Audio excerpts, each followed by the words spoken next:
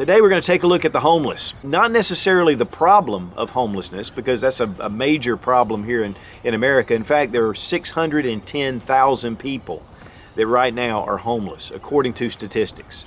And the number's growing. But one of the things to realize is that a lot of these people don't necessarily suffer from mental illness or drug and alcohol abuse. Many of them were just a paycheck away from losing everything and they lost their job. 11% of those that are homeless are victims of domestic violence. One of the big things, though, that I want to address first and foremost, because an SHTF situation doesn't mean that it's nationwide. It could be a personal SHTF. It could be something that you have to deal with that really no one else around you does. But I think the first thing to consider is your friends and family and your community. Have you built relationships that if you ever get in a really bad situation that you're going to have somewhere to go? You know, a lot of times we look at the bug out. You're out in the woods and you're surviving, but really that's just a glorified refugee. And I've said that in one of the earlier videos. You know, bugging out is not something that you want to find yourself doing, even if you are well prepared. You're out in the elements, you're vulnerable, and that's the same thing with the homeless population here in America and around the world.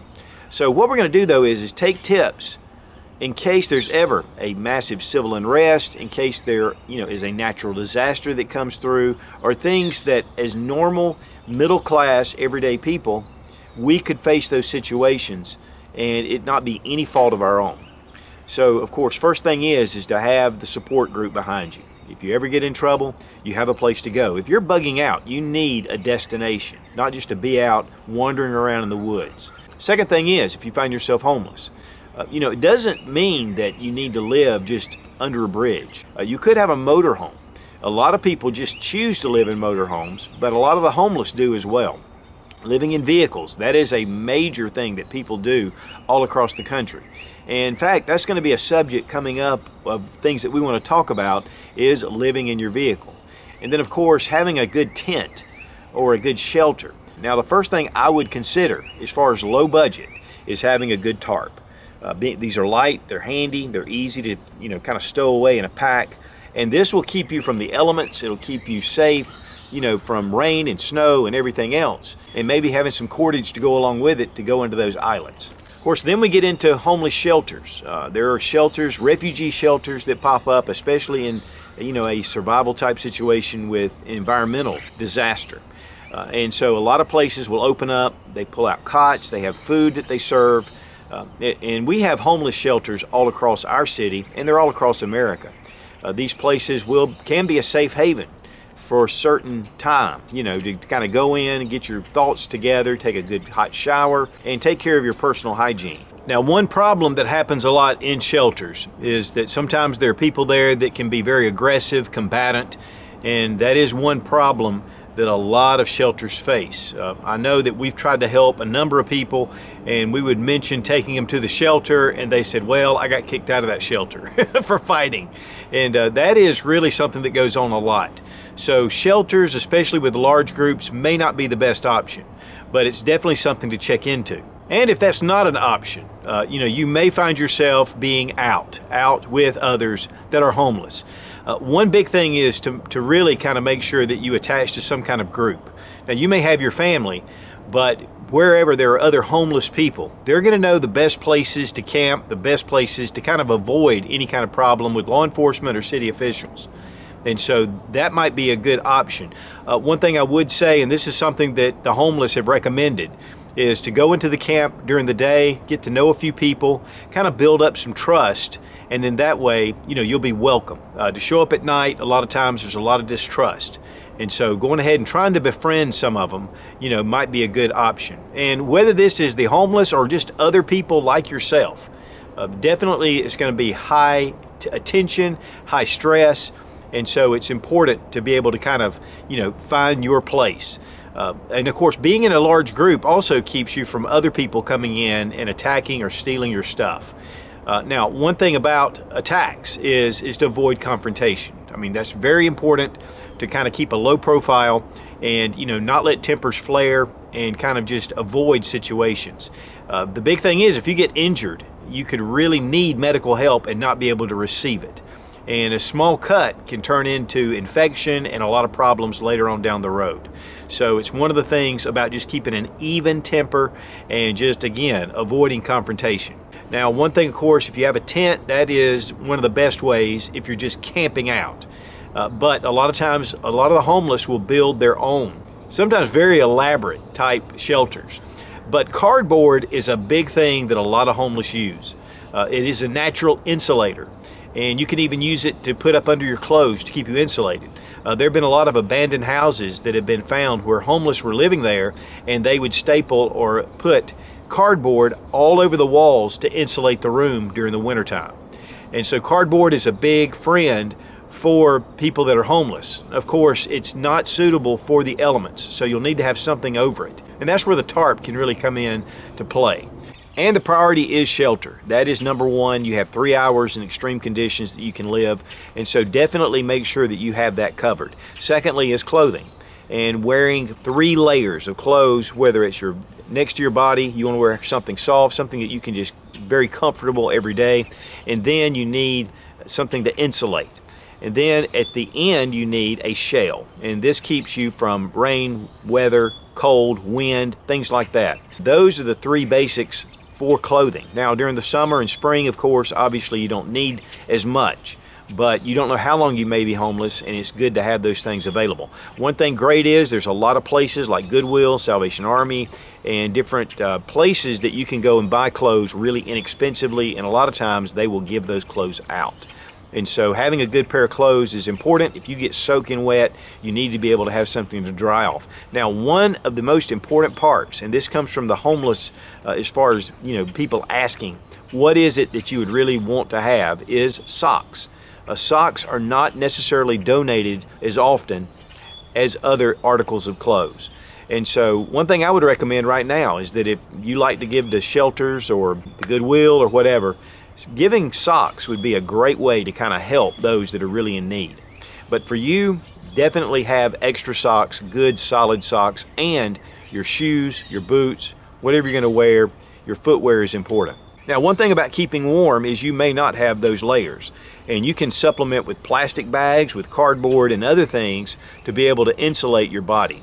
So that's just a tip, and that comes from a lot of the homeless. Now, if you've been in fast food restaurants or you've been in gas stations that serve food, there's usually extra napkins. If you're going to purchase something, whether it's a drink or whatever, you can pick up a few extra napkins, maybe a little salt, and those kind of things that are just free.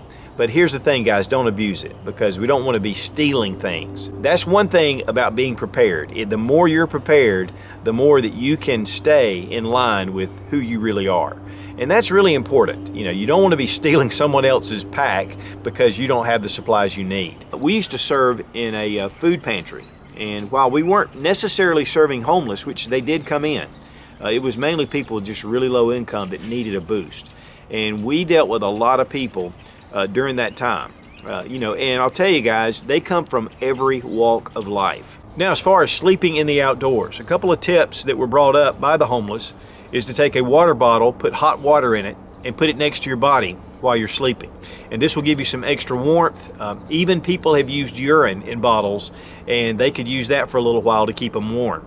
So, you really have to improvise to survive when it comes down to these things. And of course, water is a very important part of survival. And, being able to get water. Now, in an urban situation, typically there's fresh water around, and so you'll be able to get some kind of water. But having a good water filter could really be key. And the further out you get from the city, the more that's going to be important.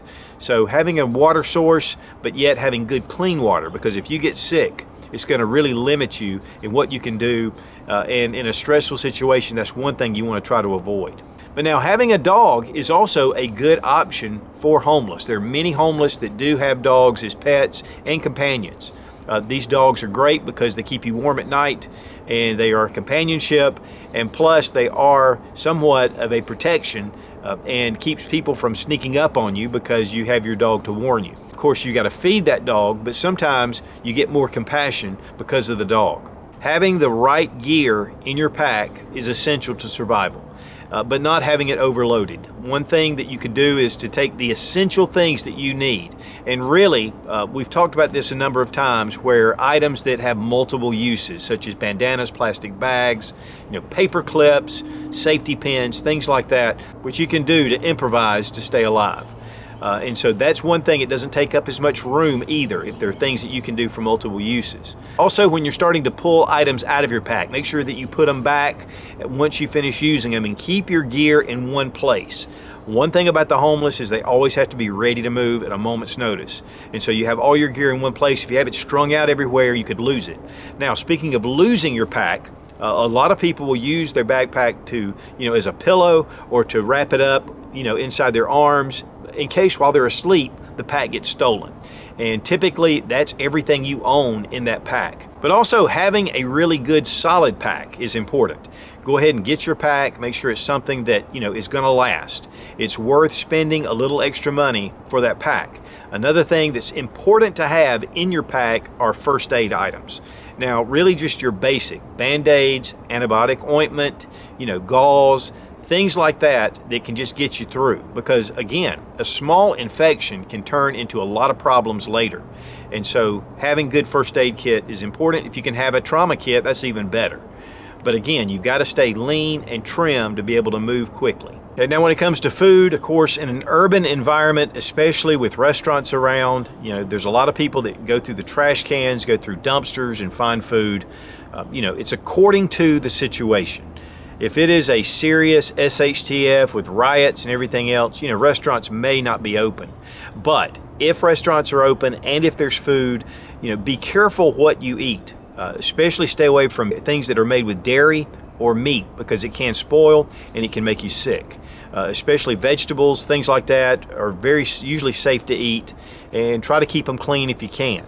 But that's one thing that's important if you're looking for food that's been thrown out. Now, one thing is you can make friends with the manager of a restaurant, and at the end of the night when they get ready to throw food out, that might be an option. But again, that has everything to do with the situation. And guys, one thing about, SHTF is a lot of times, we look at it as, going back to the Stone Age, and that may well be. But anything short of that, a lot of times normal life can continue on, and you need to be ready to capitalize on it. Now, of course, soup kitchens and shelters that serve food, there's a lot of places that do that on a regular basis, and getting to know people that are also homeless or maybe out and about can help lead you to those places. Now, personal hygiene is important not only for your health, but also just for your appearance. The cleaner, the more presentable you are, the better it will go for you, whether you're dealing with law enforcement or with other people. And if people see you as more of a normal person, they're going to be more out and have more compassion for you. It's amazing, doing a lot of studying for this, how many people are homeless and yet work normal jobs. There are people that you'll run into on an everyday basis that you think is just a normal person going home every night. They may be living in their car, they may be living in a tent. That's just their job while they're getting back on their feet. And so, the more presentable you look, the more you're able maybe to get some work and to do odd jobs and things like that. And so that is really key to surviving.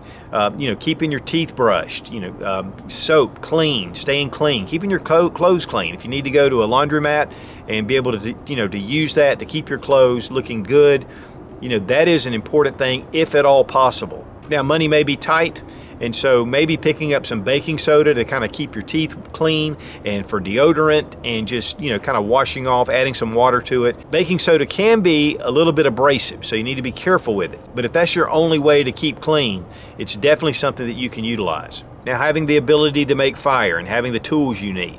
You need to be able to cook, to boil your water. You may need it just for warmth.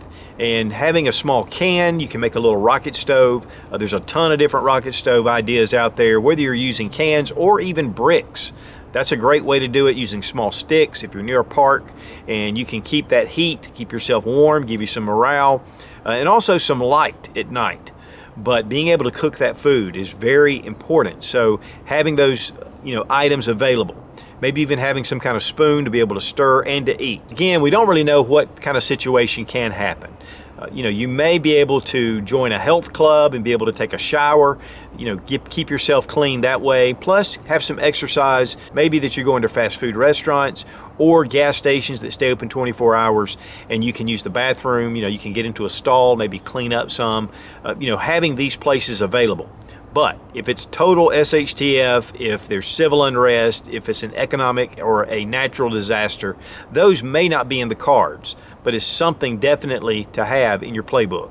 Now guys, I know this is a little different way to view things, but after I did the video on using survival tips from the Great Depression, it really made me think about real world scenarios. A lot of times we live in kind of a sheltered, run to the store, we have our stuff, and we can just survive.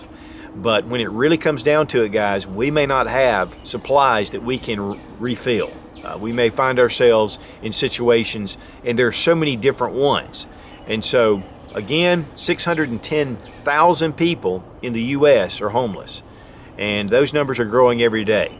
And guys, we need to be ready and prepared now that while we have the means to be prepared, and make sure that if we find ourselves in that situation, that we can take care of ourselves and our families. But number one, guys, make sure you secure those relationships with your family, with your friends, and with your social and civil groups that are out there.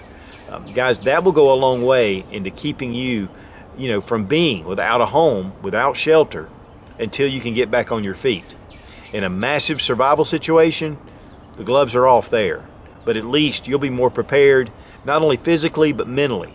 And guys, that's really what this video is all about. Guys, if you're serious about prepping and survival, check out Survival Dispatch Insider. It is the best resource for survival and prepping on the web. There's many nationwide recognized contributors that are there.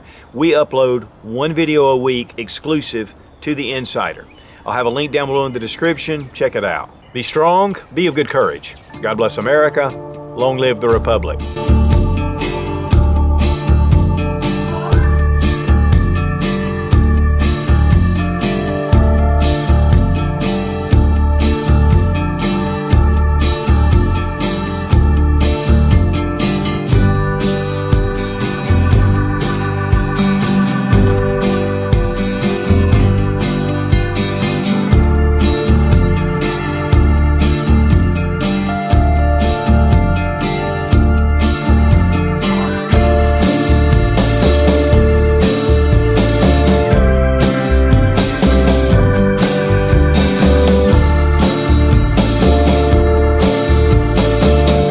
Whether it's fleece or something like that to be able to keep you warm. And then you need to have, okay, the cat's trying to get out. Come on. Next comes clothing. And, now next comes clothing. You may need to get